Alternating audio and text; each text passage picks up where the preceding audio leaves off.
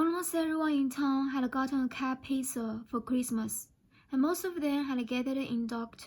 Hadley's backyard that afternoon for a shootout. The whole yard smelled of sulfur from the caps that had been cracking in the cold air all afternoon. They had all been killed 100 times over. Pop, pop, pop. You are dead. Pop, pop. Oh, you got me. Oh, 8-year-old Don Kilgore grabbed his chest, fell to the ground, and took 3 minutes to die. When he had jerked his last jerk, he jumped up and unrolled another red strap of caps and reloaded in a frenzy. Sam Threadgood was a late arrival to the shootout and had just finished his Christmas dinner up at the cafe with the family and smoking lonesome. He hit the yard running, and he had timed it just right because everyone was loaded and ready to go. He ran behind a tree and took aim at Vernon Hadley. Pow, pow, crack, crack, crack. Vernon, who was behind a bush, jumped up and yelled, "You missed, you dirty varmint!"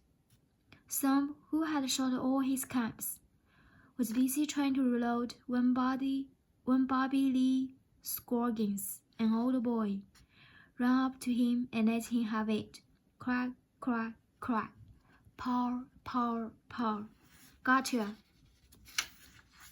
And before he knew it, Sam was dead.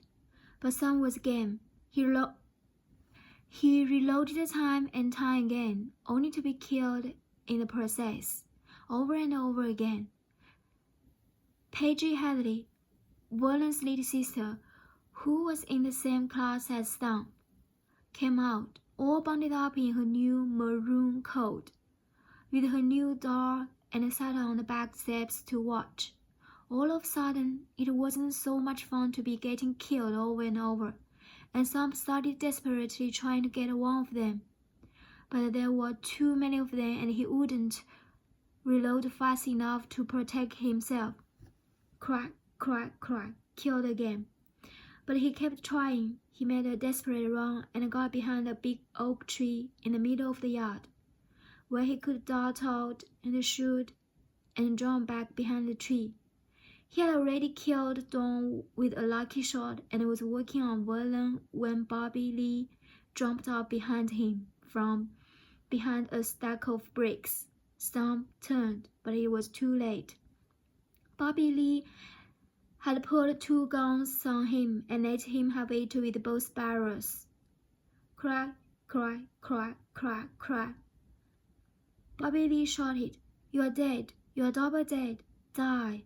Sam had no choice but to die in front of Paige. It was a quick, quiet death. He got right up and said, "I've got to go home and get some more caps. I'll be right back." He had plenty of caps, but he wanted to die for real. Paige had seen him get killed over and over.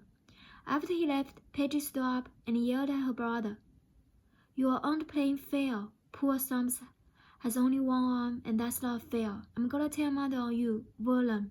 Sam ran in the back room and threw his cat pistol across the floor, and then kicked his electric train set against the wall, mad and crying with frustration. When Ruth and E.G. came back, there he was stomping his erect set that he'd already smashed flat. When he saw them, he started crying and screaming at the same time. "I can't do anything with this thing," and he began hitting at his missing arm. Ruth grabbed him. "What's the matter, honey? What's happened?" "Everybody's got double holsters but me. I can't beat them. They've killed me all afternoon." "Who?"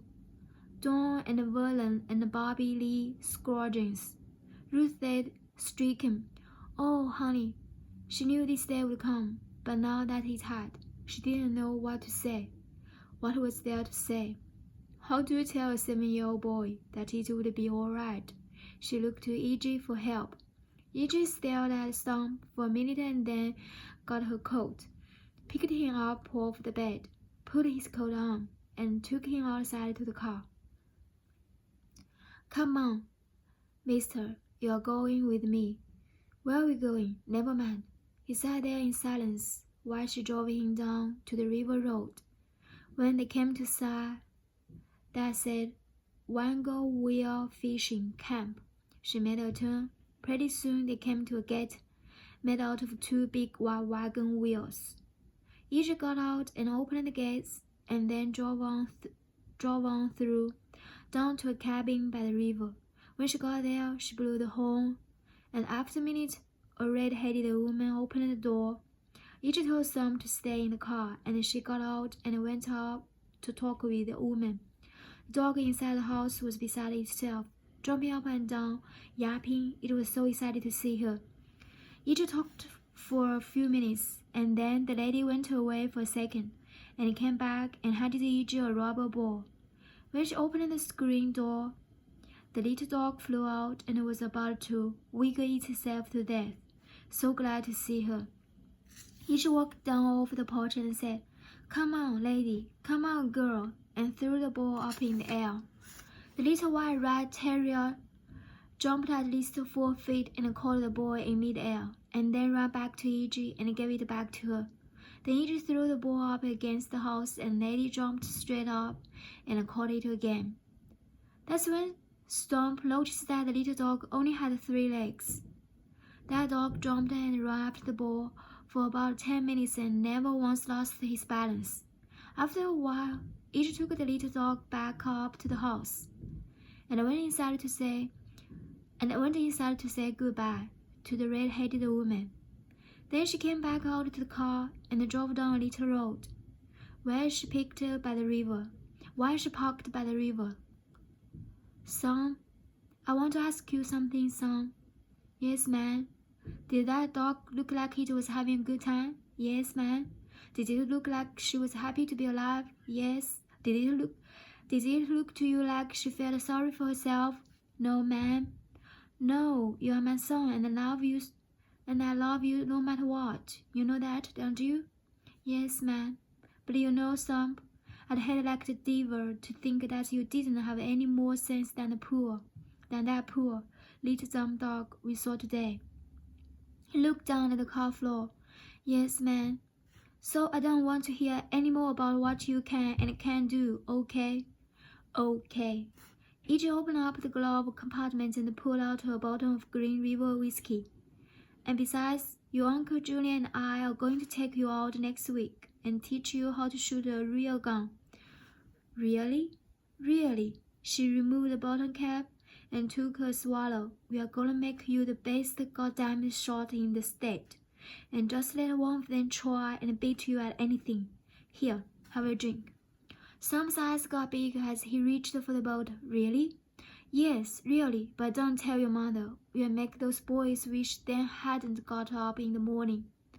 Sub took a sip and tried to act as if it hadn't tasted like gasoline on fire and asked, "Who was that woman?" "A friend of mine. You've been here before, haven't you?" "Yeah, a couple of times, but don't tell your mother." "Okay."